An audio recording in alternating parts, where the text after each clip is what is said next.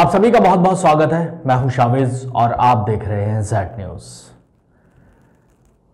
इस कोरोना महामारी में लोगों की कितनी जिंदगियां गई हैं ये शायद कोई सोच भी नहीं सकता और लोग अंदाज़ा भी नहीं लगा सकते।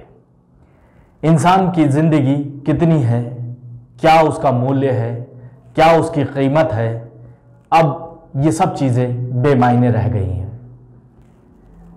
चाहे दुनिया में करोड़पति हो, लखपति हो या फिर गरीब गुरबा, इस कोरोना महामारी ने सबको एक सतह पर लाकर खड़ा कर दिया है और सभी लोग जिंदगी की भीख मांगते नजर आए। जिस तरह से माहौल बना, लोगों की मौत हुई, लोग तड़पते रहे। लोगों के पास पैसा भी बहुत है, लोगों के पास रसूख भी बहुत है और लोगों के पास कुछ भी नहीं है। ये सभी तरह के लोग जो इनकी मौतें हुई और जो लोग गिड़गिड़ाए, उन्हें जिंदगी का आज असली कीमत मालूम हुई है।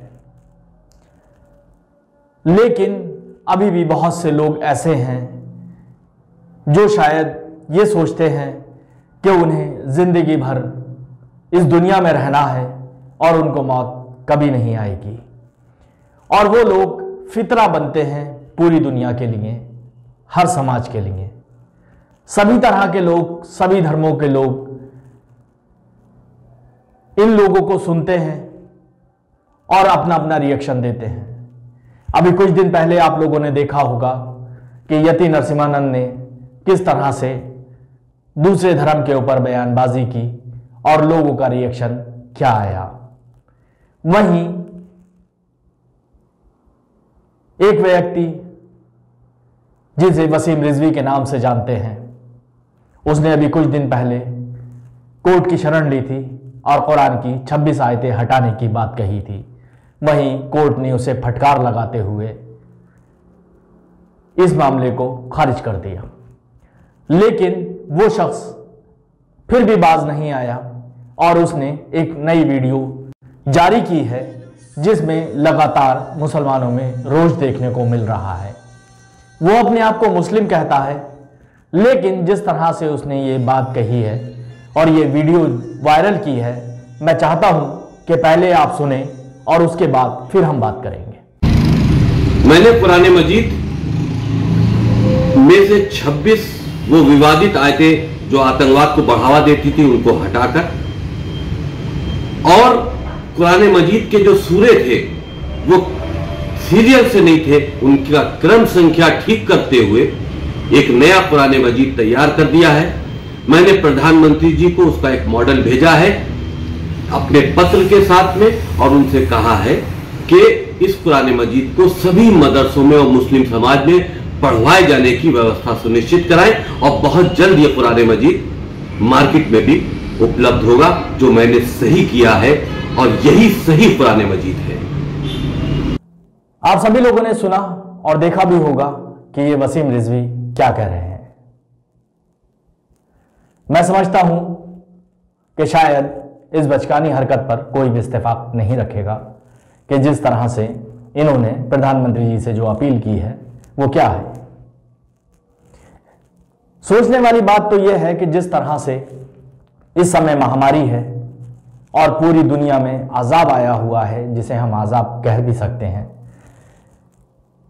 क्योंकि हर तरह के दरवाजे बंद हो जाएं, रिश्तेदारों के दरवाजे बंद हो जाएं, दौलतमंदों के दरवाजे बंद हो जाएं, या जहां भी वो जाता हो वहां के दरवाजे बंद हो जाएं, तो सिर्फ सभी लोग अपने अपने प्रार्थना घरों की तरफ भागते हैं। मुस्लिम मस्जिद की तरफ जाते हैं, ईसाई, सिख, हिंदू, सब अपने अपने जहां भी प्रार्थना स्थल है वहां की तरफ भागते हैं। लेकिन सोचने वाली बात है और देखने वाली बात है कि जिस तरह से सारे दरवाजे बंद हैं, मस्जिदें बंद हैं, मंदिर बंद हैं, गिरजाघर बंद हैं, गुरुद्वारे बंद हैं, लेकिन लोगों की समझ में अब भी नहीं आ रही है कि ये त्रासदी क्या है, कि ईश्वर से माफी मांगनी चाहिए कि नहीं माफी मांगनी चाहिए। कब मौत आ जाएगी ये भी पता नहीं है। इंसान की जिंदगी का मूल्य सबको पता है कि क्या रह गया है। सबने देखा कि बाप मर गया तो बेटे ने उसकी लाश को हाथ नहीं लगाया, आग तक नहीं दी, कफन तक नहीं दिया। जितने भी रिश्तेदार मर गए, अगर बेटा मर गया तो बाप नहीं आया। ये इंसान की हकीकत है और इंसान को जानना चाहिए। उस ईश्वर ने हर इंसान को उसकी औकात बता दी है, बता दिया है कि तू क्या है और क्या कर सकता है। लेकिन इस तरह के लोग जो अब भी बाज नहीं आ रहे हैं और फितना फैलाने में लगातार लगे हुए हैं। वहीं उत्तर प्रदेश के रामपुर के एक नेता फरहत अली खान ने इसको पागल तक करार दिया है और उन्होंने क्या कहा है ये भी आपको सुनाते हैं। फरहत अली खान, शिया सुन्नी भारतीय मुस्लिम, एक बार फिर आपके सामने उस व्यक्ति रूपी, शायद उसका नाम वसीम करके है, जो न शिया है न सुन्नी है, और मैं तो अब समझता हूं कि वो भारतीय भी नहीं है। अगर भारतीय होता तो भारतीय संविधान और माननीय सर्वोच्च न्यायालय के हुक्म का तामील करता। वो मानसिक रूप से पागल हो चुका है। हमने देखा है कि बाज़ारों में दीवाने किसी को भी गाली बक देते हैं, वो चाहे किसी इंसान को हो, किसी धर्म स्थल को हो या किसी धर्म ग्रंथ को हो। वसीम रिजवी भी गालियां दे रहा है। और हम भारतीयों का तो मानना है कि जब जब भारत में कुदरत का विरोध हुआ है, ऊपर वाले की किताबें, चाहे रामायण हो, महाभारत हो, गीता हो या अन्य वेद हो, अगर हमने उनका इस्लाम से पहले विरोध किया है, जब इस्लाम नहीं था तब तब हमारे ऊपर कहर नाजिल हुए हैं। आज एक ऐसा आपके देश में, हमारे देश में एक ऐसा व्यक्ति बैठा है जिसकी जो एक धार्मिक ग्रंथ कुरान शरीफ, जिसे हम भारतीय और हमारा कानून मानता है, क्योंकि जब भी हम अदालतों में जाते हैं तो हम अपने धर्म ग्रंथ पर हाथ रख करके गवाही देते हैं, और जिस गवाही से किसी की ज़िंदगी भी बचाई जा सकती है और किसी को फांसी भी हो सकती है, क्योंकि अदालत मानती है कि धार्मिक ग्रंथ ही सर्वोपरि है और इसको मानने वाला सच्चाई बोलेगा। लेकिन क्या इसको क्या क्या क्या नाम था इसका, मैं अभी भूल गया, फिर मैं भूल जाता हूँ। ये अपना नाम मशहूर करने के चक्कर में लगा रहता है। हाँ, याद आया, वसीम रिजवी। है ना शिया है ना सुन्नी है, और मैं तो आप कहता हूँ ये भारतीय भी नहीं है। तो ऐसे व्यक्तियों का जो हमारे बहुसंख्यक वर्ग हैं, इसका आप भी विरोध नहीं करें। हम जो मुस्लिम धर्म को मानने वाले हैं वो इसका विरोध नहीं करें। आप लोगों से भी कह रहे हैं कि इसका विरोध मत करो। ये दीवाना हो चुका है, इसका मानसिक संतुलन खो बैठा है।